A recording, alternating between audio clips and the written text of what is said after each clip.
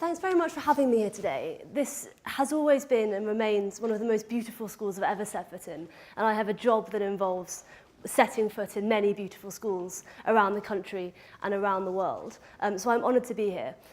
I'm very glad to be talking to you all today about two wonderful, transformative things. Two things that take a life led in black and white and splash it with glorious technicolor. And one of those things, as when you already mentioned, is debating. And the other one is Harry Potter. And I think these two things share one beautiful similarity. And I think that walking into debating for the first time is just like that moment in Harry Potter where he finds out that he's a wizard for the first time, right? So that joy and that excitement, but also that slight horror and that slight fear is something which I think is magical and something that I think lies at the heart, not only of debating, which I love more than is really rational, but at the heart of any hobby or any commitment that you guys make and take up with that level of dedication. So let's dive in. So debating really consumed my life at university. It continues to consume my life now. It's taken me all around the world, and it's something that I have a deep and lasting passion for. But with Harry Potter, what we find similarly is something that has entranced and enthralled people all around the world, that has done for many years, and that continues to do so. So why is it that these two things are similar, right? Why am I going on about these things that you think, or may think, are completely different? Two things. So firstly, when Harry Potter finds out for that first time that Hagrid knocks on the door, comes in and goes, "Harry, you're a wizard," Harry finds something incredible. He finds that everything that he's ever been told was a lie, that the world that he thought was real was not the world that is actually real, and that there's something incredible out there. This magic that he's always dreamed about, that he's always wanted, actually exists, and it's not something he's been told. Harry, it's not real. Harry, stop talking about it. Harry, stop going on about magic. Just drop it. And he finds out that actually his uncle and aunt have been lying to him the whole time, and there's a beautiful magic world out there. And what that means is that some things are never the same again. When he goes to King's Cross, that can never be one of, 3, 4 anonymous London train stations, but it's now the home of the Hogwarts Express, the start of the journey, the place that he dreams about as being the crux of the distinction between the land of the living and the land of the dead. And it means that an anonymous shop front that his eyes might have just slid past and a phone box that he might have paid no notice to now become St Mungo's and the entrance to the Ministry of Magic. And it means that the leaky cauldron is now something that he can see rather than something that he couldn't. And it means that in one of the many, many London squares, all of which look very similar, there's now a building where once there was a quirk of lettering that meant that there was no number 13.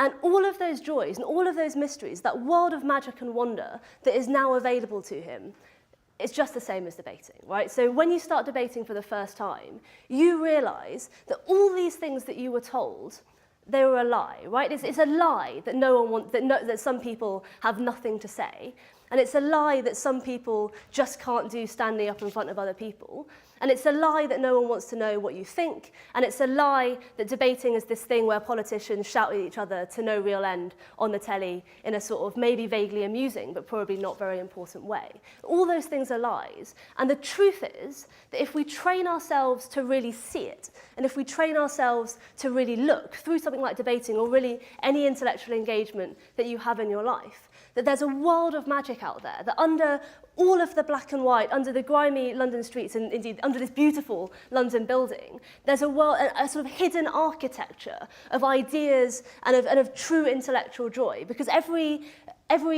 seemingly pointless argument that politicians have on the TV, or seemingly pointless argument that you have with your mum, or that people have in the pub or in a restaurant or whatever, under every one of those arguments, there's a whole set of ideas which are just swarming underneath, waiting for you to recognise that they were there all along, waiting for you to train yourself to look for them, and waiting for you to train yourself to realise that once you have an idea, it's not just some fact, and it's not something that you're just going to wheel out on an exam or whatever, but it's something that's going to remain with you forever and that you can use for a whole range of purposes in the rest of your life. So that's one thing, this world of wonder.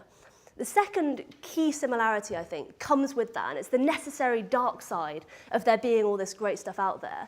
And it's the fear and it's the doubt that Harry expresses. And if you'll just let me read to you just for a moment. So Harry finds out he's a wizard. Hagrid's like, yeah, you're a wizard, have some sausages, have some cake. Harry's just like, yay. And then after a while, Harry says, instead of feeling pleased and proud, he felt quite sure that there had been a horrible mistake. A wizard? Him? How could he possibly be? He'd spent his life being clouted by Dudley and bullied by Aunt Petunia and Uncle Vernon, and if he really was a wizard, why hadn't they been turned into warty toads every time they tried to lock him in his cupboard? If he'd once defeated the greatest sorcerer in the world, how come Dudley had always been able to kick him around like a football? And so Hagrid, he says quietly, I think you must have made a mistake.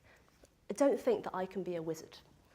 And this is a doubt that stays with Harry, and it comes back on the train when he says to Ron, you know, I bet everyone else in the class is better than me. And it comes back again when he's in the whole hall full of all of the students waiting to put the sorting hat on, and he thinks, what if there's been a mistake and I just sit there and I don't get sorted, and Professor McGonagall says, Harry, there's been a mistake, you need to get back on the train. And that's a doubt and fear that remains with him because he's seen something so incredible and he can't quite believe that he fits in, and he can't quite believe that ordinary Harry Potter could enter this world and be a part of it.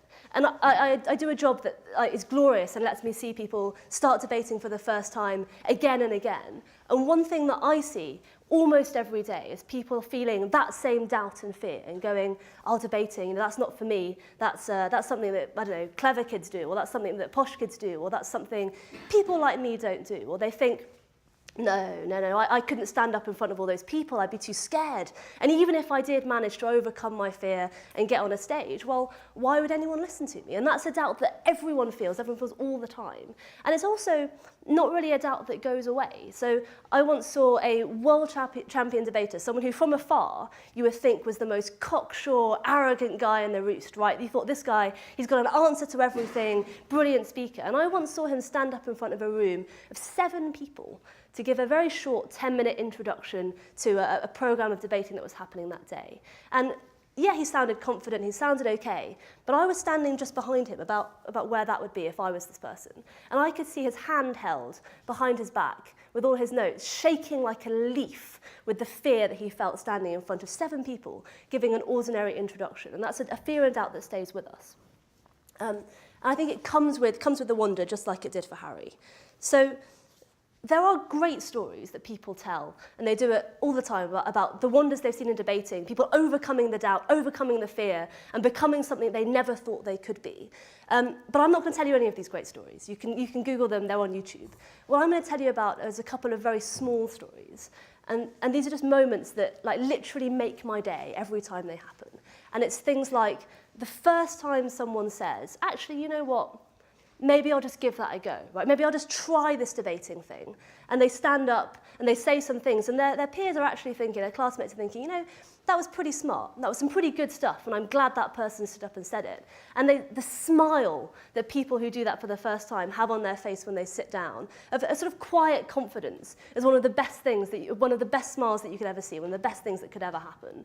And people who say, oh, you know, and they give an amazing speech, and then afterwards they go, I didn't think I had anything to say, but then I stood up and all these ideas just came out. It's another great moment that you see when you engage in something like debating. So the question then you might be wondering, right, is she said all this stuff about Harry Potter, she said, like, yeah, we should think about ideas and we should sort of try stuff.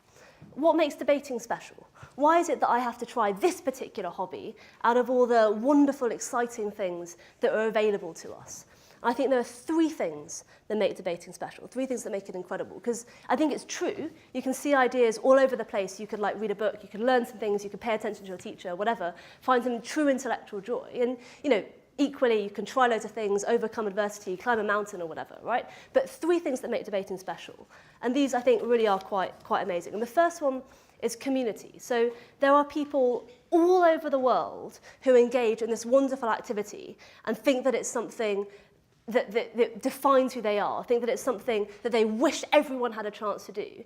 Because when we stand here in a room like this and we say, I really value debate, I really value conversation, and I think that we can, through reasoned discussion, come to good ideas. That sounds pretty uncontroversial. It sounds like something that everyone would say. It seems almost a truism. But if you go to parts of the world where that's not a given, and where people stand up and debate with their peers, and that is some of the only debate that happens in their country, and it's some of the only discussion that is valued that they've ever seen, that's an amazing experience. And to stand in front of those people or with those people and say, today we brought debate to a part of the world where normally people don't value that sort of thing, that can be incredible. And what that does is it binds this community together. So there are people all over the world who feel that they've been transformed by debating and have a burning desire to transform in their turn. And that means people give up lots of time to take part in all sorts of debating-related events. It means people organise competitions and workshops and model United Nations and model parliaments and all of these sorts of things that mean that they are there to make sure that everyone has those chances and that everyone can be a part of a speech and debate community. And that's one thing that makes debating a very special hobby. It means that when you think, oh, I'm not sure if I can do this, I'm not sure if I can manage, there should always be someone who says, yeah, you can do it, just go for it. And someone who's always there to offer that support and offer that advice. The second thing I think that makes debating incredible is commitment, right? So it's something which, if you want it to, and you don't have to want it to, but if you want it to, can take over a lot of your spare time. I think I spent more time on debating during my time at university than I did doing the things which were supposedly gaining me my degree. And I don't regret that for a moment, because I think that if you find something that makes you passionate and something that you really enjoy and something that you think you're learning from and something where you think maybe that you're teaching others, where you've got something to say, and that's an incredible thing. And that doesn't have to be debating, it could be any other hobby that you have. But to be able to say, yeah, I do this thing, I do it well, I'm committed to it, and I'm passionate about it, is a wonderful process which brings out all sorts of other qualities that before lay hidden and that before we couldn't see. And the final one is growth. So I think debating, unlike almost any other hobby that you could do, has a limitless capacity to change who we are and to change who we become. Because every time you grasp a new idea and every time you think in a new way, that's just like Harry, right? Learning a new set of spells. Because it doesn't mean that all the old spells went away or that all the things that he enjoys about the Muggle world no longer matter anymore, but it means that he's got this extra set of eyes almost with which to see the world, an extra set of things that he can see and that he can use and that he can talk about and that he can love that nobody else can see and nobody else can feel. And I think that's a beautiful thing. So all that I want to say today then is that what debating does is an incredible thing that can transform lives. But if you don't find debating, that you should find any other thing that you love and that you want to do to be the best at, or that you want to allow into your life and you want to allow to transform your life, and that you should take hold of that opportunity, because there aren't very many of them, unfortunately. And when we do find something that has the capacity to transform our lives and the lives of those around us, I think we should always take that chance. So all I can say to you guys is, please debate.